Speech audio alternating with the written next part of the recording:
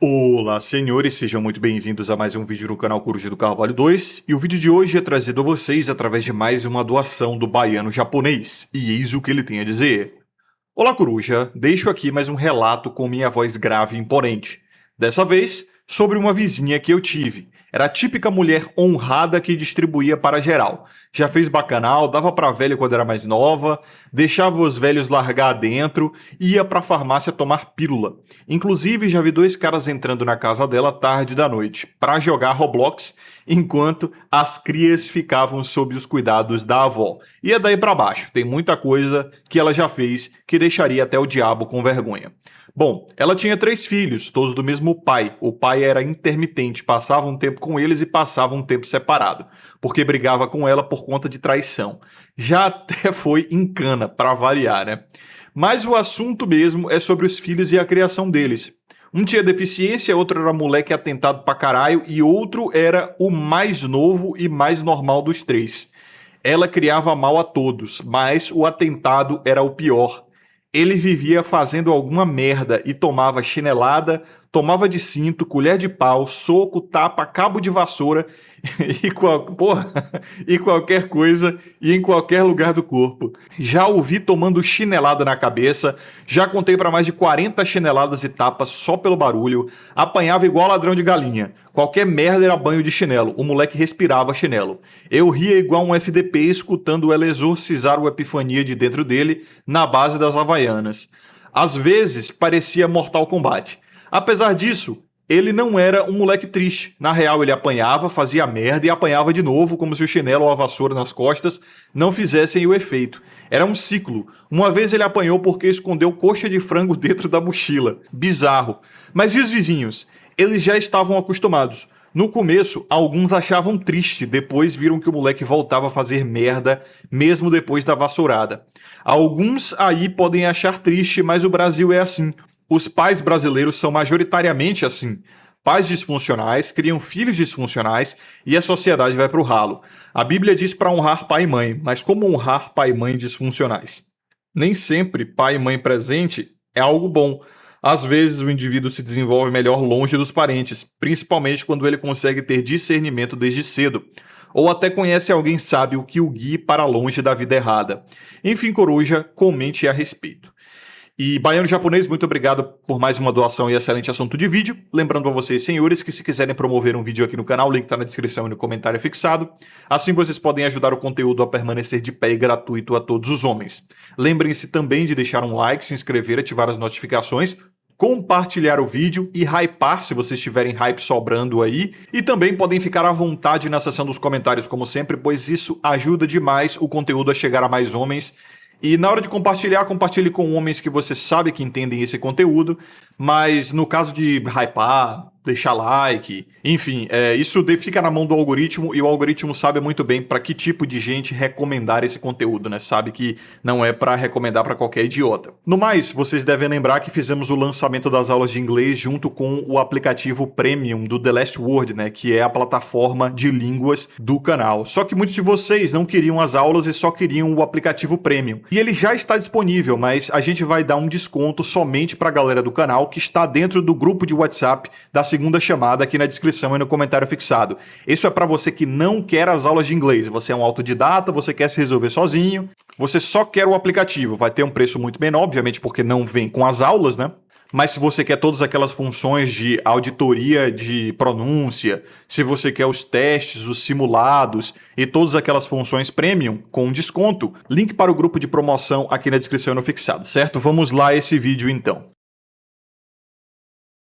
Primeira coisa aqui, só para corrigir o nobre baiano japonês. Na verdade, não corrigir, né? Elucidar. A questão de honrar pai e mãe, que a Bíblia tanto fala, não é obedecer cegamente, não é acatar todas as decisões, não é, se rebaixar, não é? Porque o cristianismo moderno ele foi muito manipulado para ser interpretado de maneira oportunista, baseado em certas passagens como a de dê a outra face, ou se te roubarem sua túnica, dê também a sua capa. E aí algumas interpretações oportunistas sugerem que você não deve fazer autodefesa, que você deve aceitar ser humilhado porque esse é o jeito cristão de ser, né? Porque Jesus aceitou, logo você também tem que aceitar. E não é bem assim, cara. Essas interpretações não vão entrar, obviamente, em hermenêutica nem em apologética aqui, mas essas interpretações sugerem a quebra do ciclo de violência. Se você percebe que você é o último elo para o ciclo de violência parar, basta você se abster da violência, mesmo que seja necessário você engolir o seu ego, é recomendável que você faça isso, né? Esse é o mandamento. E no caso de honrar pai e mãe, é você os dar honra. Mesmo que você saiba que eles são pessoas disfuncionais e problemáticas, você não fala mal deles, você não os desonra, você não os desrespeita, você não os ofende, não os expõe publicamente. É claro, quando você percebe que seu pai é um viciado, sua mãe é uma narcisista, você sofreu abusos na sua infância, você foi muito mal criado, eles eram irresponsáveis, enfim, você consegue detectar isso? Você, por algum dom, alguma capacidade própria, consegue detectar o quanto a sua educação, a sua criação te fez mal? E você pode até, inclusive, ter um ressentimento pelos seus pais por conta disso. O mandamento de honrar pai e mãe não, ainda assim, não falar mal deles, entendeu? Não desonrá-los, não desrespeitá-los publicamente. Mas nem por isso você deve deixar de se afastar, se esse for o caso. Nem por isso você deve deixar de evitar que os danos da psicologia e da personalidade deles, tipo, sei lá, uma mãe narcisista ou um pai abusivo, danifiquem você ainda mais. Então, muito se interpreta no Brasil que honrar pai e mãe é tipo nunca abandoná-los, né? Inclusive na live com o Caio a gente estava falando sobre isso, que o brasileiro ele tem um apego muito disfuncional e quase que carente aos pais, em especial às mães, e eles não conseguem se libertar. Tanto que a maior desculpa para aqueles que querem sair do Brasil, querem emigrar, mas eles inventam essas desculpas, é aquela de eu tenho uma mãe velhinha e não posso abandonar. E quando você olha de perto, a mãe do cara tem 50, 60 anos, consegue se virar sozinha. Ele não ajuda tanto a mãe assim quanto parece, né? Porra, parece que o cara é um enfermeiro da mãe. A mãe tá de cama, ela não consegue nem limpar a bunda sozinha. E o cara, ele tem que viver perto dela ou morar junto com ela. Quando, na verdade, ele nem passa tanto tempo assim com a mãe. A mãe é autossuficiente e tem outros irmãos, ou tem o pai ainda, ou algum outro tipo de parente para fazer assistência. E ele ainda esquece que na gringa ele pode ganhar mais dinheiro, principalmente em relação à moeda do Brasil, vai valer mais, e ele pode mandar uma graninha para a mãe para ela viver ainda mais gostoso do que viveria com ele por perto, né? Eu não estou dizendo que esses são todos os casos, mas é muito frequente a gente observar esse tipo de situação. Mas deixa eu fazer um aviso para desencargo moral aqui. Se você passou por uma educação abusiva, e traumatizante, eu recomendo que vocês façam uma terapia com o Pleiter Pontes, que ele é um profissional da área, psicoterapeuta aqui da Machosfera, amigo pessoal meu, qual confio, e que ele inclusive me ajudou na minha conversão ao cristianismo. E eu recomendo ele porque eu não sou terapeuta. Eu não sou psicólogo, eu não sou um profissional da área, eu não gosto de dar conselho, eu não sei resolver os problemas da cabeça dos homens, tá? O Pleiter sabe, ele tem alvará para isso, ele tem uma empresa para isso, ele fez um curso para isso. E se der merda, se eu aconselhar você e você fizer merda, você não tem como vir até mim e reclamar. Você nem sabe quem eu sou, mas o Pleiter você sabe quem é, você sabe o CNPJ dele, você sabe onde o encontrar. E ele é especializado em depressão, ansiedade, falta de sentido na vida, traumas que você nem sabia que tinha, provavelmente vai descobrir somente através da terapia. E o serviço dele é extremamente acessível, tá? Muito acessível, com várias formas de financiar e viabilizar. Recomendo, o link na descrição e no fixado ou no QR Code da tela, certo? Agora vamos prosseguir. Cara, é engraçado. A América Latina, ela é muito apegada ao ímago materno, né? Ao ímago materno e ao ímago feminino. É uma superstição edipiana muito forte que o latino tem. O brasileiro, ele assim, existem discordâncias, né? O Epifania discorda que o brasileiro é o mais mangina que tem, é o mais apegado ao feminino que tem. Ele acha que é o colombiano, tá? Eu, particularmente, pelos exemplos que eu vi, eu acho que é o brasileiro. Mas não deve ter muita diferença não, na minha opinião, tá? Mas a cultura latina em geral, por conta da colonização ibérica, e os ibéricos, como eu já expliquei a vocês, né? Portugal, Espanha em especial, que colonizaram o Brasil, são extremamente romanticistas, hiperbólicos. Teve também uma catequização pós-marianista, né? Pós aquele marianismo de Constantino que precisava de uma deusa, né? Para dominar os bizantinos da época, né? Com uma deusa e tal, ele botou Maria. E essa catequização marianista foi muito forte na América Latina. Junte isso a questões climáticas, ambientais e genéticas dos nativos americanos serem bastante hedonistas na questão sexual. Tem algumas tribos indígenas hoje que são matriarcais, até hoje, né? Então você junta isso e você tem a superstição edipiana que domina a América Latina em geral. E aí você desenrola isso ao passar das gerações, ao passar dos anos, e nós temos como consequência, no Brasil de hoje, uma cultura essencialmente matriarcal, matrilinear, não é? Uma superstição brutal do feminino, do sexo, da maternidade. O homem brasileiro, de fato, ele é bem irresponsável. A cultura do Brasil é extremamente responsável. Os homens brasileiros, no geral, são mais responsáveis do que de outras nacionalidades. Sim, de fato, a taxa de abandono paternal em relação a outros países no Brasil é gritante. Como efeito disso, nós temos uma cultura que acha que a mãe pode tudo. Que os filhos são da mãe, eles pertencem à mãe e que ela é um tipo de deusa que nutre a vida e por isso ela pode tirar a vida.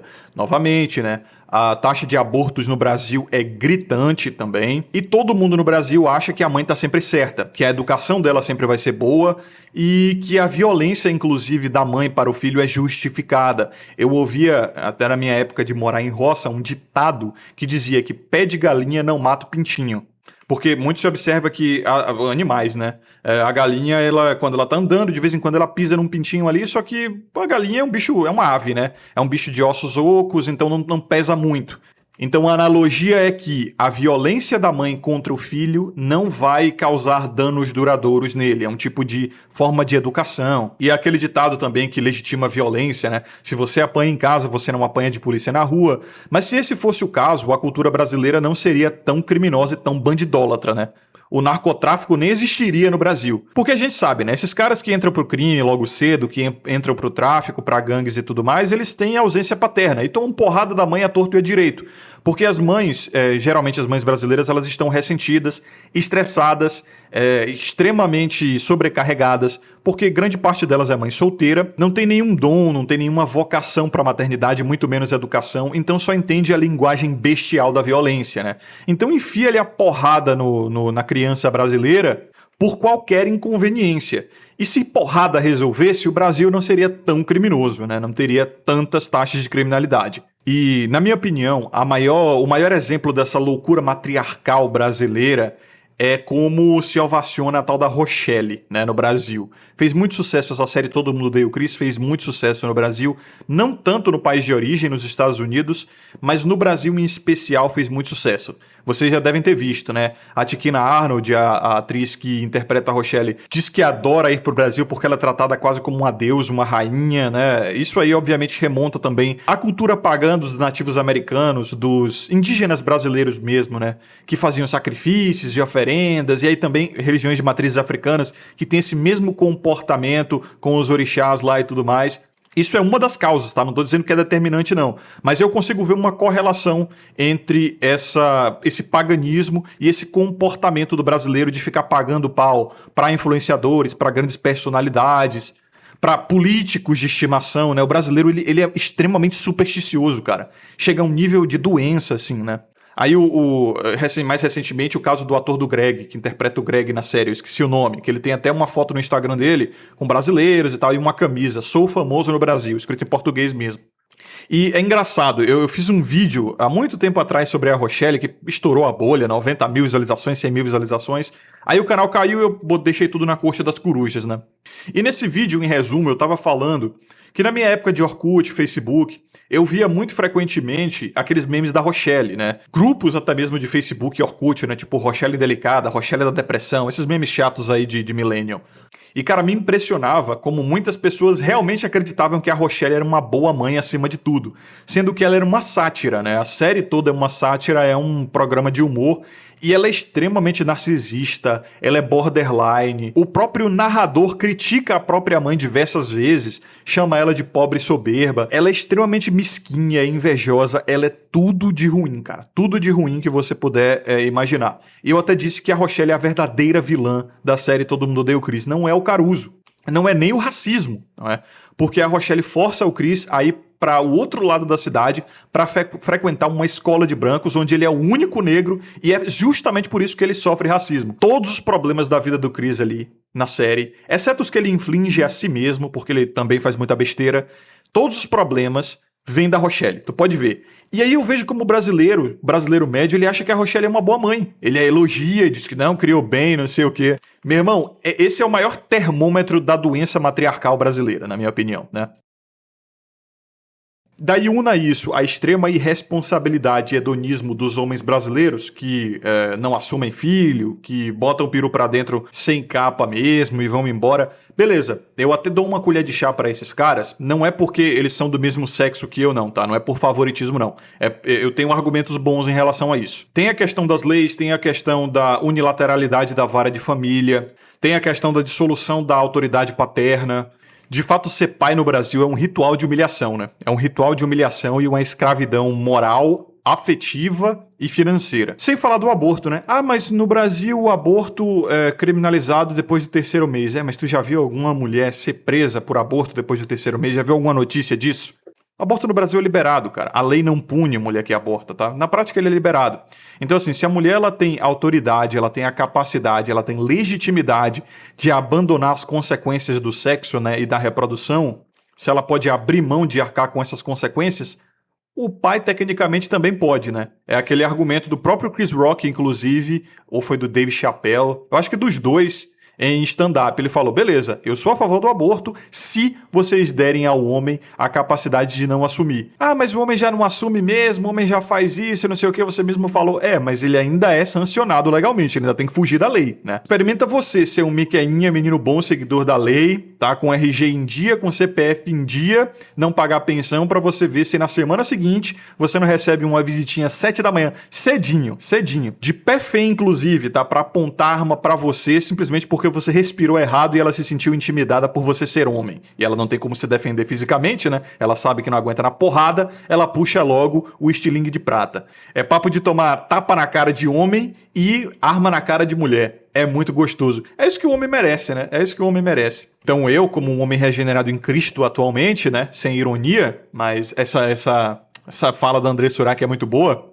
Na verdade, até antes de me tornar cristão, eu já era moralmente contra o aborto. Mas politicamente que se foda, né? Principalmente quando você vê os censos e vê quem é o tipo de pessoa que mais aborta, né? O nível de educação, o nível de IDH, o nível civilizacional, né, da pessoa ali. Você sabe que aquela criança não vai dar nada de bom pra civilização. Então, assim, politicamente eu sou a favor. Quer liberar essa porra? Libera. Eu não quero que as pessoas façam, mas libera pra poderem fazer, né? É aquela coisa que o apóstolo Paulo falou. Tudo me é lícito, mas nem tudo convém. Veja, a mulher brasileira ela é muito, muito soberba por conta justamente dessa inflação de ego que a superstição sexual masculina causou nelas.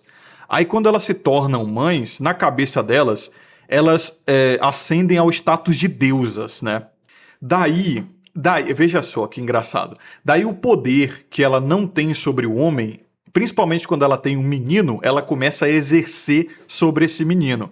É a forma dela de vencer o masculino na cabeça dela. É isso que eu percebo. Isso piora, tá? Isso piora quando o pai abandona, não é? Quando o pai é aquele tipo de homem que ela não conseguiu domar, que ela não conseguiu prender no seu seio, que ela não conseguiu seduzir. Ela se sente abandonada, se sente incapaz, do tipo, minha buceta não foi doce o suficiente. Aí ela começa a nutrir uma raiva, a ontologia do masculino. É engraçado, ela não nutre a raiva necessariamente àquele homem específico.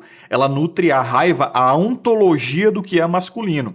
E aí, conforme aquele filho começa a crescer e demonstrar geneticamente trejeitos e feições do homem que ela não conseguiu domar, na cabeça reptiliana dela, ela começa a projetar aquela raiva, canalizar aquela raiva pro pobre do menino. Quer ver uma coisa também que é triste, cara? E é muito comum? É abuso na infância, tá? Vocês podem achar que não, mas isso acontece pra caralho. Eu acho que, inclusive, mais da metade dos brasileiros já foi abusado na infância, só não sabe, porque não faz uma terapia, não faz uma regressão. E o cérebro humano, ele tende a descartar esse tipo de memória como uma forma de lidar com o trauma, sabe? Principalmente quando vem de mãe. Os meninos, eles tendem a ignorar isso ou ver isso como uma forma de afeto. Tanto que a cultura no Brasil é essa de tipo, a professora abusou do menino de 9 anos. Onde estava essa professora na minha época? Tudo que eu queria era comer a minha professora e tal. Então você vê como é bestial essa mentalidade, né? Eu acho que a sexolatria do brasileiro tem muito a ver com isso também. Tem muita gente que não sabe que foi abusada na infância, não lembra. Principalmente quando vem de mãe. E olha que os casos de abuso, até sexual mesmo, contra os próprios filhos e idosos, vem mais de mulheres, tá? Você imaginar, não, o homem tem mais libido, então ele abusa mais dos próprios filhos. Não, quando é do caso dos próprios filhos, é mais a mãe. Só que, como eu falei, o menino ele tende a esquecer isso. Né? A menina também, mas no caso os meninos são mais alvo. Eles tendem a esquecer isso porque eles veem a mãe como essa nutridora incondicional. Eles não têm parâmetro de comparação. É por isso que criança não pode consentir sexualmente, né? Elas não têm experiência, não têm vivência, não sabem o que é certo e o que é errado. Então, elas quando sofrem isso, elas acham que é um tipo de carinho, né? Porque é agradável e tal. Quer dizer, às vezes é agradável, às vezes não é, né? Só que se agradável não é termômetro moral. Não é porque não está machucando a criança que isso é certo, né? Porque os danos desses abusos tendem a surgir depois da fase adulta. Mas é muito, muito comum mesmo, sabe? E é subnotificado, porque a mente humana tende a esconder isso ou pensar assim, não foi nada demais. Não, na verdade eu queria, porque eu estava gostando, né? Porque eu tinha já um princípio de excitação sexual ali, porque eu estava na pré-adolescência, ou já era um menininho taradinho, então eu gostei. O brasileiro, ele realmente acredita nisso, né? Principalmente os homens brasileiros. E, na verdade, cara, quando você vê assim, muitos deles estão com sintomas de abuso sexual na infância, né? Você vê que o país que mais consome trans é o Brasil. Pornografia trans é o Brasil. Isso é muito comum de quem foi, né, abusado na infância. É assim, eu não quero entrar nesse vespeiro não, vou ficar por aqui, certo? Vamos pro próximo assunto logo, enfim. Medo de mulher também, insegurança com mulher, né? Um tipo de ansiedade sexual. Será que eu vou performar bem? Será que ela vai gostar de mim? Isso também tem muito raízes de abuso feminino na infância. Assim, novamente, cara, a terapia, ela mostra isso em você, tá? Por isso que eu sempre recomendo o Pleiter Pontes. Mas, continuando. Só que a criança, veja só o que acontece. A criança, ela não entende isso aí. E ela começa a adorar a sua opressora. Porque é a única fonte de alimentação, a fonte de afeto, a fonte de cuidado que essa criança tem. E aí o menino, ele cresce muitas das vezes aprendendo a gostar desse tipo de relação. Daí você une isso a outros fenômenos que acontecem, assim, são canônicos na vida de todos os meninos, né? Ele tá sob uma autoridade feminina em casa. Daí ele começa a ir para a escola e está sob uma autoridade feminina na escola também, porque a maioria dos professores no Brasil, tipo 80%, é feminina, né? O moleque só vai ver professor mesmo no ensino médio e olhe lá, se ele não for ver na faculdade, e a gente sabe que homens têm menos acesso à educação no Brasil. Então eles são minoria nas faculdades, né? No ambiente onde ele veria mais professor, porque para ser professor de faculdade é mais difícil, né? Tem que realmente se esforçar. É por isso que tem mais homem ali, embora todos os assistencialismos e favoritismos para a mulher que existam. Ainda existe uma meritocracia, então tem muitos homens, tem mais homens ali do que em outros níveis de educação. Daí beleza, o moleque assim, até os 15, 16 anos, ele vai reconhecer somente a autoridade feminina. Se ele tiver um pai presente, que já é raro no Brasil, provavelmente o pai dele é de uma geração que já sofreu esse tipo de lavagem cerebral e essa exposição também. Então ele já está acostumado a ter medo de mulher, e ele vai ver isso no pai. O pai dele provavelmente vai chamar a mãe de patroa, a esposa dele, né, de patroa, na frente do filho. Provavelmente a mãe já vai gerir as finanças da casa, é a mãe que vai fazer compras, é a mãe que vai cuidar da arque, né? Daí o nome matriarcado. Arque em grego é controle de recursos, é comando, poder, autoridade ou regra, certo? E aí você vai ver que isso vira uma bola de neve. São pais, como diria o Olavo de Carvalho, né? A pior maldição na vida de uma criança é uma mãe puta e um pai covarde. Aí é um pai covarde que gera um filho covarde que vai gerar um outro pai covarde. Se for um pai ausente, aí tem uma discussão que realmente demanda muito debate. E se não me engano, tem uma live do Epifania com o... Como é que é o nome dele? A Vida Cobra CPMF, né? São amigos ali, fizeram lives. E aí a opinião do Epifania é melhor não ter pai do que um pai covarde, é melhor pro menino, né? Para ele se tornar um adulto funcional, ele ter mais chance de se tornar um adulto funcional sem pai do que com um pai covarde. Já a opinião do CPMF é o contrário, é melhor ter um pai, nem que seja covarde, porque isso dá mais chances do menino se tornar um adulto funcional, um homem funcional. Agora eu não me lembro se é o CPMF que acredita que é melhor não ter pai do que um pai covarde e o Epifania que acredita no contrário, agora eu não me lembro, mas é um debate. Que porra, esse debate aí é de duelo de gigantes e eu realmente não tenho uma opinião conclusiva a respeito disso. Eu não sei, vocês digam aí nos comentários, convido vocês a devanear a esse respeito. É melhor para um menino se tornar um homem funcional, adulto, ter um pai covarde ou um pai ausente?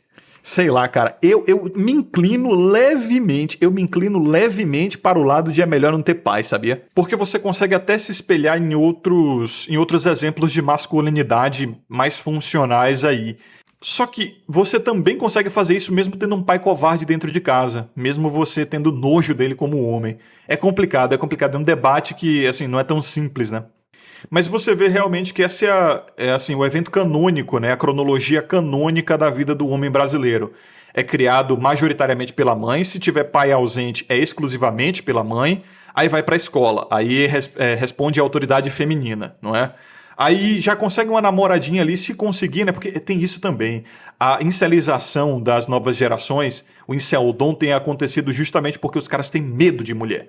Por conta disso, por conta da autoridade feminina, a qual eles sempre perceberam, assim, o psicoemocional deles, o psicossomático dos caras, realmente, tende a ver mulheres como autoridade quase que militar, entendeu? Os caras, eles têm medo de mulher mesmo, cara. Eles não têm confiança, eles não têm autoestima, justamente porque eles cresceram recebendo mijada da mãe, mijada de professora, e aí quando conseguem uma namoradinha, recebe mijada dessa namoradinha. Por isso que eu digo que a maior parte dos incels, principalmente no Brasil, se é que existem, são incels mentais. Essa coisa da idealização da mulher também. Isso parte do imago materno. Eles têm esse apego ao materno, inclusive até como uma forma de carência, se vocês conseguirem perceber, não é? Justamente pelo motivo de que a criança ela não tem parâmetros de comparação para saber o que é afeto, o que é carinho de verdade, o que é amor de verdade, e acha que isso vem da mãe, mesmo a mãe abusando dele, ou tratando ele mal, ou criando ele de forma disfuncional, qualquer coisa que seja. Então o menino ele começa a acreditar que aquilo é amor. Aí ele começa a ver a mãe como um tipo de deusa idealizada. Junte isso também a todas as superstições pagãs aí das religiões de matrizes africanas e religiões ameríndias. Junte isso ao hedonismo, né, a alta libido que o latino e principalmente o brasileiro tem. Junte isso ao baixo QI, né, porque é perceptível que quanto menor o QI, mais supersticioso o cidadão tende a ser, mais emocional, mais no modo id, mais bestial tende a ser. Aí cresce aquela carência, aquela idealização dentro do indivíduo, aí gera um tipo de síndrome, né? Pra mim é uma síndrome, né? Um conjunto de problemas psicológicos aí, onde o homem ele tende a querer uma mulher mandona, ou aceitar uma mulher mandona, ele gosta daquela mulher, né? Até ele faz um tipo de seleção social dessas mulheres, a mulher mandona, a mulher masculinizada, a mulher que fala grosso, tipo a carioca média. Os homens não só aceitam como alguns até gostam desse tipo de mulher e elas começam a ser selecionadas mesmo. Até as mulheres mais que não são assim, vamos botar nesse sentido, né? As que não são assim, elas começam a se desenvolver para esse lado porque elas percebem que mulheres assim têm sucesso nos relacionamentos. Essas mulheres conseguem dobrar o beta, entendeu? O beta ele tende a baixar a cabeça para esse tipo de mulher. E aí isso culmina naquele vídeo satânico que eu vou ver se eu consigo colocar ele na thumb porque ele vai chamar muita atenção, vai ser muito bom. Satânico do aniversário, cara. A mulher, ela vai fazer o aniversário da filhinha de 3, 4 anos ali de colo. Tá no colo do beta que não é pai dela, tá? É um padrasto ali. E a mulher, ela foi com um vestido transparente, sem sutiã, mostrando o bico do peito, e começou a rebolar ali na frente de um monte de criança, sabe? Esse vídeo, eu acho que aumentou a misoginia do brasileiro em 180.000%. Você olha para aquela mulher, para esse tipo de mulher em geral, você sabe que ela é a mandona e que aquele cara é covarde, que ele chama ela de patroa, que ele tem que pedir permissão para fazer qualquer coisa, que ele abaixa a cabeça. Você já consegue ver ali, você consegue concluir com certeza que tipo de relação aquele casal tem. Então, o homem brasileiro, o beta médio, né, ele gosta dessa porra. Aí o Epifania, novamente, ele diz que a cruzada tem que ser contra o beta, e eu não sou contra, eu concordo. Só que eu entendo de onde vem essa betificação, né, esse comportamento, essa normalização do comportamento beta do brasileiro. A superstição sexual, a hipersexualidade, a filosofia, né, não é nem uma cultura, é quase uma filosofia de quem ignora buraco é prefeitura. A carência materna, atrelada ao ímago materno, o ginoteísmo, né, que gino é prefixo para feminino, como de ginecologista, e teísmo é sufixo para Deus, deidade, divindade, como teologia, né? Então a elevação de mulheres à divindade, muito influenciada pelo marianismo católico. Aí tem também a mídia, né? Você vê que girl boss, o conceito de girl boss, que é aquele tipo de mulher mandona, né? Que chega no ambiente, domina o ambiente e tudo mais, é que ela é forte, guerreira, determinada e pá. Você vai ver isso nas séries como aquela She-Hulk, né? Você vai ver em vários filmes, assim, ou a mulher femme fatale, aquela fêmea fatal, tipo uma viúva negra da Marvel, né? Uma mulher, assim, que ela é, boa de porrada e não sei o quê, e ela, inclusive, vai sair no braço com homens, né? E vai ganhar de vários homens, tipo a viúva negra. Ou então vai ser a girl boss, a mulher mandona, aquela mulher de terninho, que é autoritária e ela moralmente se impõe, não é, aos homens ali no ambiente. Isso é uma coisa que está cometendo a mídia de todo o Ocidente. Você vê isso moldando o imaginário de todo o Ocidente através da ficção e da mídia em geral, né, não só ficcional. E isso, obviamente, o Brasil também é um ávido consumidor da cultura americana, né, da cultura de Hollywood, etc. Isso também influencia, ainda mais o goizão médio que tem QI de 80 e é extremamente influenciável. Muitos deles não têm suspensão de descrença e eles realmente acreditam no que vem na TV. Então são várias e várias evidências. Eu gosto desse método dialético de trazer o máximo de evidências possível. O problema é encontrar qual é a determinante, né? E não precisa. São várias evidências, assim, são vários fatores que levam a nós concluirmos, né, ao estudo de um fenômeno específico. Mas esse é o diagnóstico, né? E o prognóstico, Coruja, como é que a gente resolve isso? Aí é cada cachorro que lamba a sua caceta, né? Como diria o Sargento Rocha, que virou miliciano lá no Tropa de Elite. O problema tá aí. Cada um resolve do jeito que bem entender, certo? Mas uma coisa engraçada que você vê em sociedades realmente matriarcais, e o Brasil ele é assim, né? Ele é quase que religioso, ele só não tem a mística e o folclore. Pode ver. O Brasil é praticamente de uma religião matriarcal, não é? Ele só não tem a mística e o folclore, tipo, sei lá, a mãe terra deu à luz a todos os seres. É um folclore, uma mística ali, né? Do conto da religião. Mas na prática, todos os sinais de que o Brasil ele tem uma religião matriarcal podem ser percebidos. E o que é engraçado é que nessas religiões matriarcais, a mulher ela é aquela dicotomia entre empoderada e vítima da sociedade ao mesmo tempo. Você vê que no Brasil isso caiu muito bem. Isso é muito comum do feminismo, né? Mas como eu explico a vocês, o feminismo ele é só uma expressão sociopolítica e cultural da própria natureza feminina, que é incutida na cabeça dos homens através do controle da educação que elas têm, né? Tem também essa verdade assim absoluta. A maior parte da educação dos meninos e homens no Brasil e no mundo é feita por mulheres, cara. Já tem décadas isso aí, já tem gerações. Não é? A maior parte dos professores é mulher e a maior parte dos lares, tanto brasileiros quanto do Ocidente, é gerida por mulheres, mesmo com pais presentes, né? Porque o pai presente ele ainda pode ser um castradão ali, né? Só um caixa eletrônico ambulante e no fim das contas quem domina a educação dos filhos e até mesmo quem gerencia os recursos da casa, no geral é mulher, vocês podem ver. E eu já recomendei a vocês o estudo das sociedades de long housing ou de casas longas, que eram sociedades de tribos de nativos americanos, norte-americanos e alguns nórdicos também, e celtas, que é uma sociedade excessivamente burocrática, cheia de regrinhas, achando que regrinhas resolvem o problema, né? Isso é bem coisa de mulher, se você for ver. Regrinha pra tudo, tipo, você já fez um churrasco da firma? Você já fez algum comes e bebes da firma? Tu vai ali no grupo pra botar o dinheirinho. Quem sempre tá cuidando do dinheiro é uma mulher, né? Pode ver. Quem sempre tá criando as regrinhas é alguma mulher, né? No grupo da firma. Quem não pagou, quem vai ficar responsável pelo quê é sempre uma mulher. Então elas adoram o poder, elas só não gostam da responsabilidade.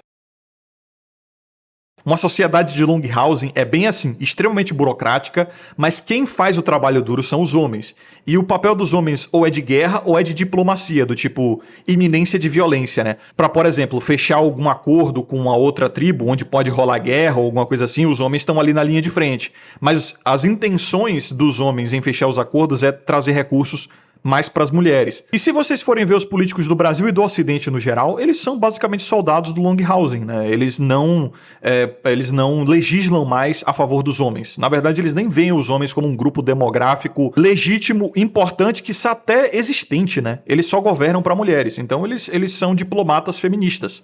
E as sociedades de Longhausen também são focadas em segurança emocional. As instituições, elas não se preocupam mais em funcionalidade, não se preocupam mais com economia, não se preocupam mais com valores. É mais segurança emocional, do tipo assim, cultura corporativa de RH, por exemplo. Você vai ver que o RH é bem assim. Ou progressismo, né? Você vai ver que uma empresa comum, assim, o RH de uma empresa é bem assim, né? Segurança emocional. Todos vocês aqui são parte de uma família. Todo mundo aqui é inclusivo e blá, blá, blá. Tudo mentira, no fim das contas, né? Porque se você sair um pouquinho da linha daquilo que eles querem que você seja, você é o primeiro a ser excluído, né? É papo deles criarem um grupo sem você, só pra você não saber que você foi excluído. Aí você vê o grupo da firma morrendo, ninguém manda mais mensagem lá, é porque tem um outro grupo com todo mundo menos você, e talvez um outro também que não agiu conforme os planos. Então você vê que isso tá se espalhando também para todas as áreas da sociedade, né? Ter chegado no RH e nas firmas é algo, assim, é sintomático. É uma cultura que prioriza o consenso em vez da autonomia, por exemplo. E nessas casas longas, a construção social era matrilinear, exatamente como está acontecendo na sociedade de hoje. Muitos não sabem nem quem é o pai. O pai, ele é só um caixa eletrônico ambulante. É a mãe realmente que é a ditadora da casa, não é? E isso tem muito a ver também com... Aí eu já estou entrando num outro assunto, não tanto maternidade e paternidade, mas é um assunto mais filosofia política e social, que é o caso de que a sociedade pós-industrial urbana, ela força as pessoas a ter uma vida mais comunal, a viver em habitações comunais, né, como em prédios, né, prédios, edifícios e tal, eles são essas casas longas. As casas longas do termo Longhausen eram realmente casas longas, né, elas tinham um formato paralelepípedico, meio assim oval, e várias famílias viviam ali. Não tinha esse conceito de propriedade, era tipo um comunistão, entendeu? E para isso, as pessoas precisavam se entender e ter um tipo de harmonia, só que era uma harmonia superficial, fingida, que muito acontece nesses ambientes de RH, que são uma Longhausen, por exemplo. Ou os conjuntos habitacionais privados, também chamados de condomínios, né? Onde você sabe que você tem que fazer vizinhança com alguém. Então tem que ser gentil e evitar conflitos, e é exigido de você uma sensibilidade e uma tolerância com tudo. Você tem que ser tolerante, você tem que ser tolerante, senão você é ostracizado. A melhor arma dessas sociedades matrilineares é o ostracismo. Tudo em prol de uma harmonia superficial, que é bem típica de amizade feminina, você vê, né? Existe uma harmonia superficial ali. Elas falam bem de si à frente, mas pelas costas metem a bomba mesmo. Elas criticam e até fazem falsas acusações e mentiras, e enfim. Então, a evitação de conflito é uma evitação de conflito direto, né? Porque mulheres não conflitam diretamente porque elas não têm a fisicalidade, elas não têm esse poder, né? Se tivessem, puta que pariu, seríamos como a sociedade das hienas. Na natureza, sempre que a mulher, no caso a fêmea, né? Ela tem vantagem física sobre o macho, quase sempre o macho vive uma vida brutal. Você vê, grande parte dos insetos que tem esse dimorfismo sexual que favorece a fêmea, eles vivem na merda, tipo a aranha lá da Viúva Negra, ou o gafanhoto, e no caso dos mamíferos é a hiena, né? A hiena brutaliza o coitado do hiena macho. Vivemos em algo que tá chegando a esse ponto, né? A sociedade das hienas, de fato. Daí você entende de onde é que vem a cultura do cancelamento. A cultura do cancelamento é exatamente isso, é aquele tipo de ostracismo. Da mesma forma que se você fala uma coisinha errada na festinha do seu condomínio, que você é obrigado a frequentar, tem um monte de mulherzinha ali. Aí você fala alguma coisa que as mulheres não gostam. Aí os próprios homens, eles podem... Tipo uma piada, né? Você faz uma piada machista, por exemplo. No RH ou na festa de condomínio que você mora, ou sei lá, na festa de família da tua namorada. Os próprios homens, eles não ligam pra isso. No fundo, eles não ligam, alguns querem até rir. Mas por medo, né, da matriarca ali, eles vão ficar contra você. Então eles são esses soldadinhos diplomáticos castrados da sociedade de casa longa. Aí é por isso que você tem que passar por treinamentos idiotas na sua faculdade, ou até mesmo para você conseguir um emprego, né, no ambiente de firma, no colarinho branco. Treinamento de diversidade, treinamento de empatia, treinamento de tolerância. É perda de recurso, é perda de tempo, só para garantir que você seja constrangido a um comportamento exigido para o conforto emocional das mulheres, para que você não as desconforte, para que você não as deprima, para que você realmente não deixe mulher triste. É basicamente isso. Inclusive as leis de misoginia que estão passando no Brasil e no mundo, tá? Na Inglaterra, em outros países tem algo assim, mas no Brasil tá bem pior. É basicamente a criminalização de discordar de mulher e de deixar a mulher triste. É a criminalização de incomodar a mulher. Na prática é essa porra aí, tá? E é assim que vai ser usado. Como, por exemplo, a Janja dizendo que as críticas aos gastos dela é misoginia. Tipo, deixou ela desapontada, triste. É crime, meu parceiro. Então é uma coisa extremamente burocratizada. A mulher adora burocracia, né? Você percebe que a mulher adora burocracia. Ficar criando regrinha. Ai não, o ar-condicionado não pode passar de tal ponto. Ai não. Na sexta-feira, a gente tem uma dinâmica de grupo aqui na empresa que todo mundo vem vestido de tal forma. Elas acham que regra resolve. E aí você entende por que o Estado, dominado por essa matrilinearidade, por essa cultura de Longhausen, ele é extremamente inflado, extremamente burocrata. Então as mulheres elas acreditam que regras resolvem o problema. Aí não, o bandido ele não vai te roubar a mão armada, porque veja, armas são proibidas no Brasil. Elas são incapazes de conceber praxeologia, são incapazes de conceber a mão invisível do mercado, não é? Elas tendem a ser incapazes de conceber aquilo que é tradicionalmente mais à direita, mais libertário, mais escola austríaca. É por isso que elas adoram o comunismo. O que é o comunismo se não uma ditadura burocrática? O que elas querem, no fim das contas, é um grande pai, ou como diria em 1984, o meu livro preferido, O Grande Irmão. Inclusive, George Orwell escreveu lá com essas palavras: eram sempre as mulheres, principalmente as mais jovens, as espreitadoras de heterodoxia. Ou seja, as psicofantes, né? As que denunciam aqueles que fogem do sistema. As engolidoras de slogan, ou seja, as mais suscetíveis à propaganda. As mais entusiastas do partido, né?